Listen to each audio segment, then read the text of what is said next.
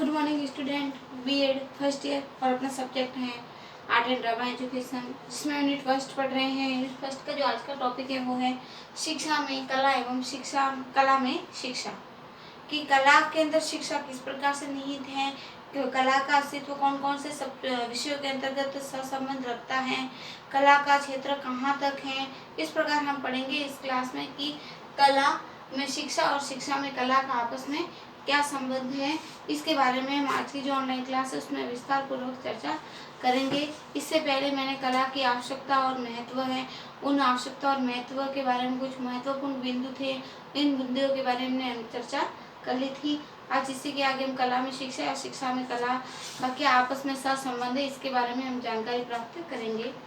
तो हमने पढ़ा है कि अभी तक कलाओं के प्रति जो भी दृष्टिकोण या जो कलाकार बनाने के लिए कला की प्रत्यक्ष शिक्षा दी जाए, हम कहते हैं कि अभी तक जो कलाओं की दृष्टिकोण से या कलाकार बनने के लिए जो कला की एक प्रत्यक्ष शिक्षा दी जाती है या अन्य विषयों को पढ़ाने के माध्यम से, अन्य विषयों को हम पढ़ाते हैं, उस पढ़ाने के माध्यम से कला को देखते हैं, जबकि विषयों के साथ कला व कलाओं के अन्य विषय क्षेत्र का ज्ञान इतना गुथा हुआ है, यानी एक विषय से लेकर दूसरे विषय तक कला का कितना सहसंबंध होता है। इतना सहसंबंध है कि उच्च प्राथमिक स्तर पर उसे पृथक सिखाया जा सकता है। उच्च प्राथमिक स्तर से ही हम कला शिक्षा जो विषय हो उस विषय को अलग विषय के रूप में मानने लगे हैं। जब हम भाषा पढ़ाते हैं, जब हम किसी भाषा को पढ़ाते हैं तो चित्र या दृश्य उसका आधार बनते हैं।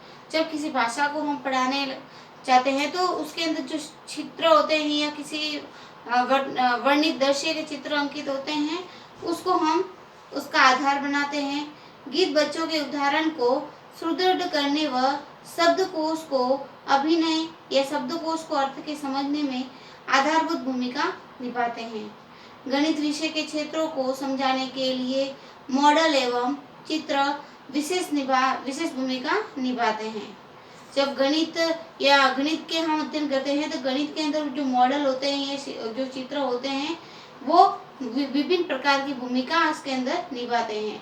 इसी प्रकार विज्ञान को समझने के लिए मॉडल एवं चित्र विशेष भूमिका निभाते हैं। इसके विपरीत संगीत में नाद कैसे उत्पन्न हुआ, यह एक विज्ञान है। साथ ही गणित का ज्ञान उसमें मदद करता है, जैसे श्रुति, स्वर, राग, ताल, लय पूरी तरह गणित के ज्ञान पर ही आधारित हैं, जहाँ निर्धारित मात्राओं, निर्धारित तारता व स्थित 12 स्वरों पर निश्चित आकृति के अवरोह व आरोह क्रम में संगीत को समझा या सीखा जाता है।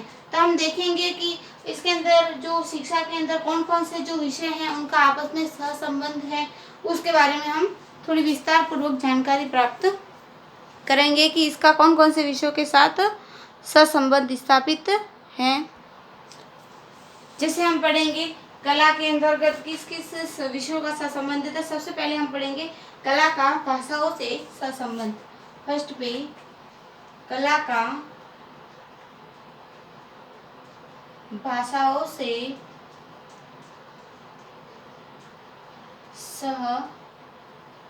सहसंबंध, कला का भाषाओं से सहसंबंध, कला का भाषा से क्या संबंध है, इसके बारे में हम कला की शिक्षा को भी पढ़ते हैं कि कला के अंतर्गत शिक्षा भी निहित है और कला में ही शिक्षा में ही कला निहित है।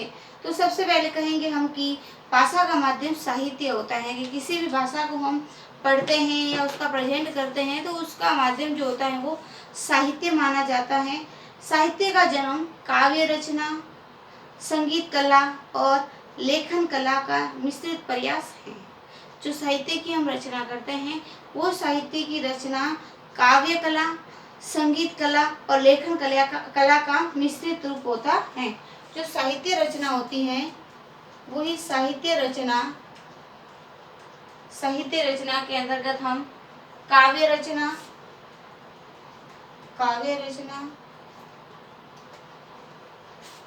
संगीत कला और लेखन कला, संगीत कला और लेखन कला का मिश्रित रूप है। साहित्य की रचना करते हैं तो साहित्य के अंदर काव्य रचना, संगीत कला और लेखन कला का ये मिश्रित रूप माना जाता है। भाषा स्वयं एक कला होती है। जो भाषा होती है वो भाषा स्वयं एक कला मानी जाती है। भाषा में साहित्य के माध्यम से काव्य, नाटक, कहानी तथा निबंध आदि का रसास्वाद किया जाता है। भाषा में हम साहित्य की रचना करते हैं, उसी साहित्य की रचना के माध्यम से हम किसी काव्य की रचना करते हैं, किसी काव्य को सुनते हैं, किसी नाटक की प्रस्तुति करते हैं या किसी कहानी या निबंध का हम आनंद लेते हैं। भाषा में वर्णित किसी प्राकृतिक दृश्य को चित्रकला तथा सहयोगी रंगों के मेल से अभिव्यक्त किया जा सकता है। भाषा के अंदर वर्णित जो प्राकृतिक दृश्य हैं, उन प्राकृतिक दृश्यों को हम चित्रकला के माध्यम से या सहयोगी रंग के माध्यम से हम उसको अभिव्यक्त कर सकते हैं। मधुर काव्य को संगीत कला के सहारे रंगों के मेल से अभिव्यक्त किया जाएगा।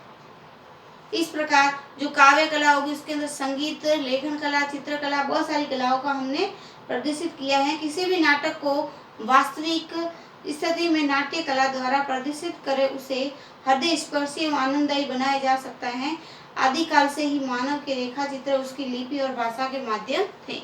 आदिकाल से जब मानव की उत्पत्ति हुई तो मानव ने अपनी जो अभिव्यक्ति की वो अभिव्यक्ति उसकी जो रेखा चित्र है वही उसकी जो भाषा थी। उन्होंने गुफाओं में जो रेखा चित्रों का निर्माण किया था वही उसकी लिपि और भाषा के माध्यम थे। कलात्मक क्रियाओं के द्वारा भाषा और साहित्य का ज्ञान देना अत्यंत ही रोचक है, सुगम है और सरल भी माना जाता है। आगे हम दूसरा पढ़ेंगे। इसके अंदर हम कला का इतिहास से सहसंबंध, दूसरा हम पढ़ेंगे कला का इतिहास से सहसंबंध। कला का इतिहास से सहसंबंध।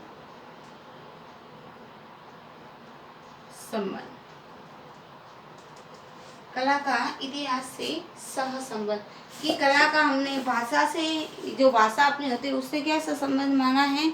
अब कला का इतिहास से क्या सहसंबंध है इसके बारे में भी पढ़ लेते हैं। तो कलाकृतियाँ किसी सभ्यता और संस्कृति की निधि होती हैं। जो आज हम देखते हैं, मंदिर देखते हैं, इमारत देखते हैं या जो भी पुराणिक धरोहर हम उसको देखते हैं, उनको हम इतिहास के माध्यम से ही जान पाते हैं। तो कलाकृतियाँ होती हैं, जो भी कलाकृतियाँ वस्तुएं होती हैं, वो कलाकृति वस्तुएं किसी भी सभ्यता और संस्कृति की निधि होती हैं। इतिहास भी संस्कृति और सभ्यता के विकास की कहानी है। यद्यपि कला स्वयं संस्कृति का इतिहास है, परंतु कला इतिहास और संस्कृति दोनों ही हैं। जो प्रागैतिहासिक युग की कलाकृतियाँ जो हमें जोगीमारा, महू तथा अल्टामिरा की पहाड़ियों की जो गुफाओं से मिलती हैं, उनके अध्ययन से उस समय की सभ्यता एवं संस्कृति का हमें परिचय मिलता है। अजंता की गुफाओं में की गई भित्ति चित्रकारी सभ्यता, हम लिख देते हैं कि अजंता की गुफाओं में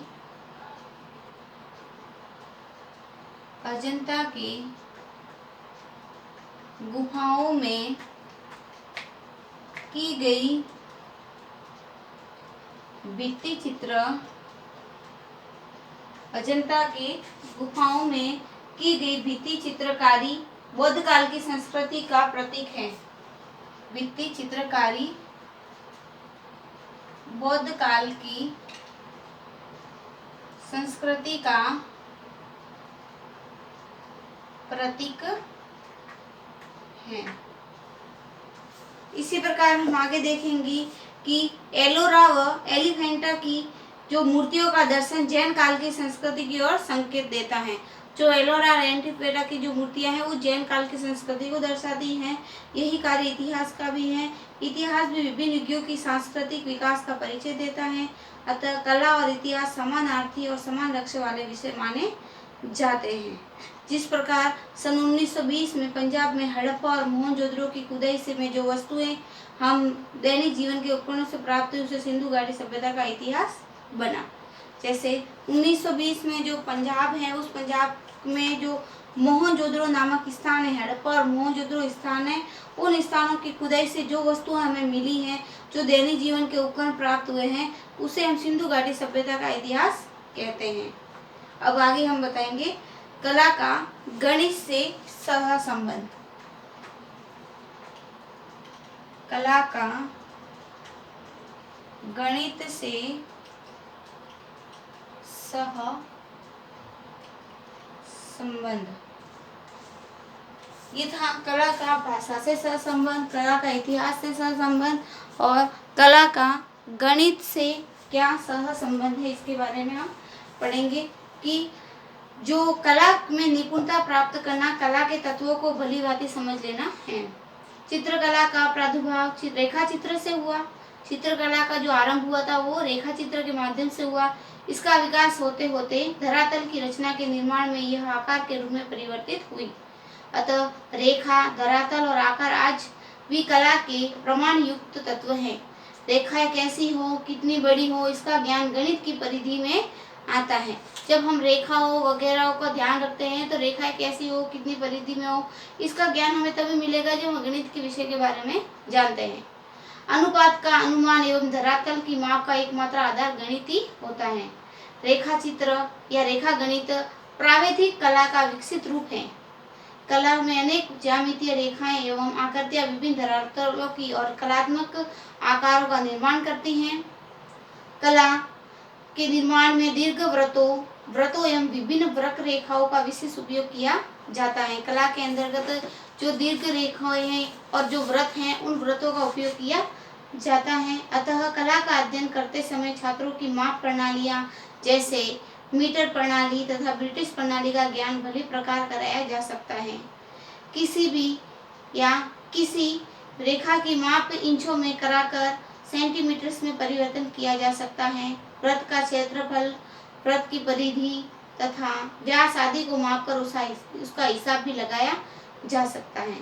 वृत्त का क्षेत्रफल, इनको हम मापने के लिए उसके अंदर आकार के निर्माण में रंगों का उपयोग करते समय उसके बल के घनत्व को भी आंकना पड़ता है। जिस प्रकार काव्य कला में किसी कविता या छंद में वर्णित मात्रा को गिनती के हिसाब से विभिन्न कविताओं की रचना गणित का आशय व्यक्त करती है। गणित के शिक्षण का उद्देश्य नेत्रों की निरीक्षण की शक्ति के आधार पर शुद्धता की आदत पैदा करना होता है। आत्मनिर्णय, सत्यापन, शुद्धता एवं व्यावहारिकता के सहारे तर्क शक्ति का विकास करना कला का कार्य है। नृत्य कला या संगीत कला का अध्ययन गणित के आधार पर निश्चित होता है। आलेखन कला में अनेक ज्यामितीय आकृतियां बनाई जाती हैं जिनका आधार गणित होता है। इस प्रकार कला और गणित में सह संबंध स्थापित करना सरल एवं रुचिकर प्रतीत होता है। तो आज की जो ऑनलाइन क्लास है उसमें हम यहीं तक पढ़ेंगे कि कला का भाषा से क्या संबंध है, कला का इतिहास से क्या संबंध है और कला का गणित से क्या समझते हैं। नेक्स्ट जो क्लास होगी उसमें हम कला का जो और विषय बचे हैं जैसे गणित, अर्थशास्त्र, राजनीति शास्त्र, उनमें क्या संबंध है उसके बारे में पढ़ेंगे। आज के लिए इतना ही।